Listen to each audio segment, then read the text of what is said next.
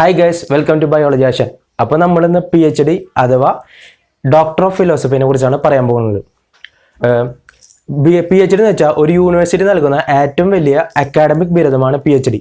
PhD നമുക്ക് ഒരുപാട് ജോലി സാധ്യതകളുണ്ട്. അതിന് പുറമെ ഒരു വ്യക്തി എന്ന നിലയിൽ നമുക്ക് ഒരുപാട് സ്വാധീനിക്കാൻ PhD കഴിയും. ഉദാഹരണത്തിന് നമുക്കൊരു സബ്ജക്റ്റിൽ നമ്മൾ PhD ചെയ്യുകയാണെങ്കിൽ ആ സബ്ജക്റ്റിനെ കുറിച്ച് നമുക്ക് ഡീപ്പായിട്ടൊരു നോളജ് നമുക്ക് കിട്ടും. അതുപോലെ തന്നെ നമ്മുടെ ടെക്നിക്കൽ തിങ്കിങ് നമുക്ക് ഒരുപാട് എന്താ പറയുക കൂടുതൽ ആലോചിക്കാനും തിങ്ക് ചെയ്യാനും ഒക്കെ ഉള്ള കഴിവ് ഒരു PhD കഴിഞ്ഞ ഒരു വ്യക്തിക്ക് സാധിക്കുന്നതാണ്.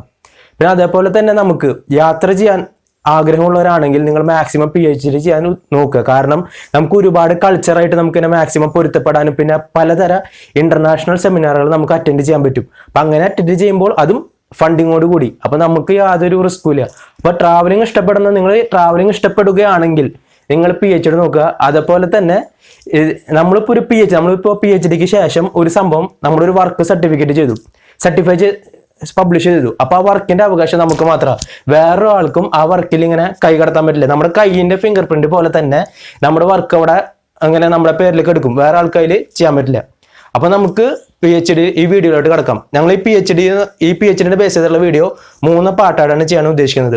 ഫസ്റ്റ് പാർട്ടിൽ PhDനെ കുറിച്ച് ജനറൽ ആയിട്ടുള്ള കുറച്ച് കാര്യങ്ങൾ പറയാം. സെക്കൻഡ് പാർട്ടിൽ ഫെലോഷിപ്പ് ഒരു 16 ഫെലോഷിപ്പിനെ കുറിച്ച് ഞങ്ങൾ പറയാൻ ഉദ്ദേശിക്കുന്നുണ്ട്.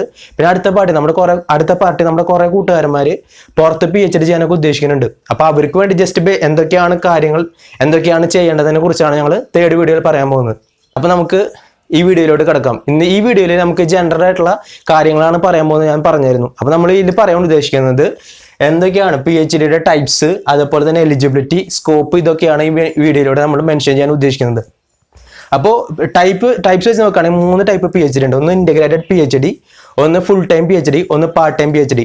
ഇന്റഗ്രേറ്റഡ് PhD എന്ന് വെച്ചാൽ MScയുടെ ഒപ്പം PhD ചെയ്യുന്നത് ഇന്റഗ്രേറ്റഡ് PhD ആയിട്ട് കണക്കാക്കപ്പെടുന്നു. പിന്നെ അതേപോലെ തന്നെ MPhilന്റെ ഒപ്പം PhD ചെയ്യുന്നതും ഇന്റഗ്രേറ്റഡ് PhD ആയിട്ട് കണക്കാക്കുന്നു. പിന്നെ സെക്കൻഡ് പറഞ്ഞത് ഫുൾ ടൈം PhD എന്ന് വെച്ചാൽ നമ്മൾ ഫുൾ ടൈം PhDയോട് മാത്രം ഫോക്കസ് ചെയ്തിട്ട് ചെയ്യുന്നതിനാണ് ഫുൾ ടൈം PhD. നമ്മൾ ഇന്ത്യയിൽ പ്രൊഡ്യൂസ് ചെയ്യണ മിക്ക PhDയും ഫുൾ ടൈം PhD ആണ്. പിന്നെ നെക്സ്റ്റ് പറഞ്ഞത് പാർട്ട് ടൈം PhD, നമുക്കൊരു ജോലിയോടൊപ്പം PhD ചെയ്യുന്നതാണ് പാർട്ട് ടൈം PhD എന്ന് പറയുന്നത്. അപ്പോൾ ഇത്രയും വഴിയിലൂടെ നമുക്ക് PhD ചെയ്യാൻ പറ്റും.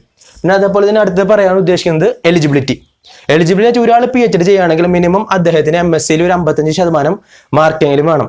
പിന്നെ പല യൂണിവേഴ്സിറ്റിയിലും പലതരം ക്രൈറ്റീരിയ ആണ് PhDക്ക് എൻറോൾ ചെയ്യണമെങ്കിൽ. ചില യൂണിവേഴ്സിറ്റികളിൽ അവർക്ക് ഒരു എൻട്രൻസ് ഉണ്ടാവും. ആ എൻട്രൻസ് ക്ലിയർ ചെയ്ത് കഴിഞ്ഞാൽ നമുക്ക് PhDക്ക് ജോയിൻ ചെയ്യാം.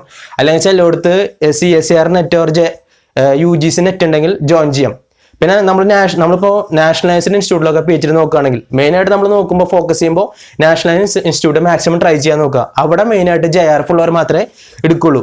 പിന്നെ നമ്മൾ വല്ലവരും MSc കഴിഞ്ഞിട്ട് MPhil എടുക്കുകയാണെങ്കിൽ അവർക്ക് ഡയറക്റ്റ് ആയിട്ട് PhDയിലേക്ക് കിടക്കാം. അവർക്ക് ഇങ്ങനെ ഓരോ ഇൻസ്റ്റിറ്റ്യൂഷൻ്റെ എൻട്രൻസോ നെറ്റോ JRF ഒന്നും ബാധകമല്ല, അങ്ങനെ ചെയ്യാം.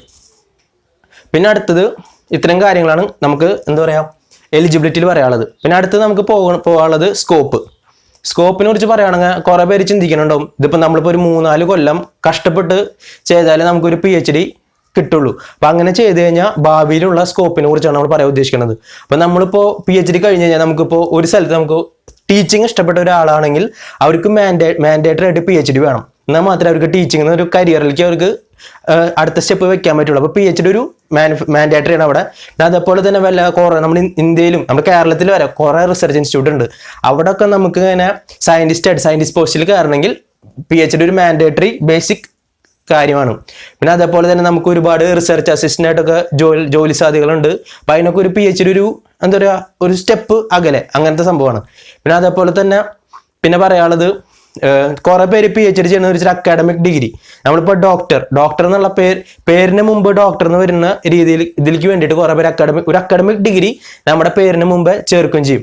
പിന്നെ അതേപോലെ തന്നെ PhD കഴിഞ്ഞാൽ നമുക്ക് ഇനിയും ആ സബ്ജക്റ്റിനോട് കൂടുതൽ നോളജ് വേണമെന്ന് ആഗ്രഹിക്കുന്നവരാണെങ്കിൽ PDF പോസ്റ്റ് ഡോക്ടർ ഫെല്ലോ എന്ന് പറഞ്ഞ ഒരു ഇതുണ്ട്. അതുവഴി നമുക്ക് ഇനിയും കൂടുതൽ ആ സബ്ജക്റ്റിലോട്ട് ചെയ്യാം.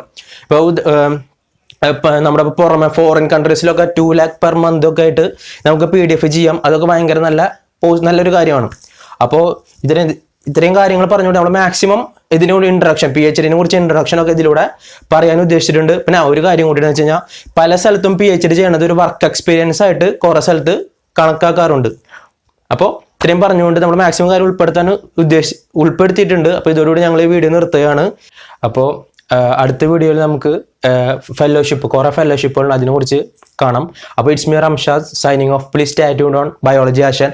ആരെങ്കിലും നമ്മളെ ചാനൽ സബ്സ്ക്രൈബ് ചെയ്തില്ലെങ്കിൽ please subscribe, and we can see in the next video. Bye.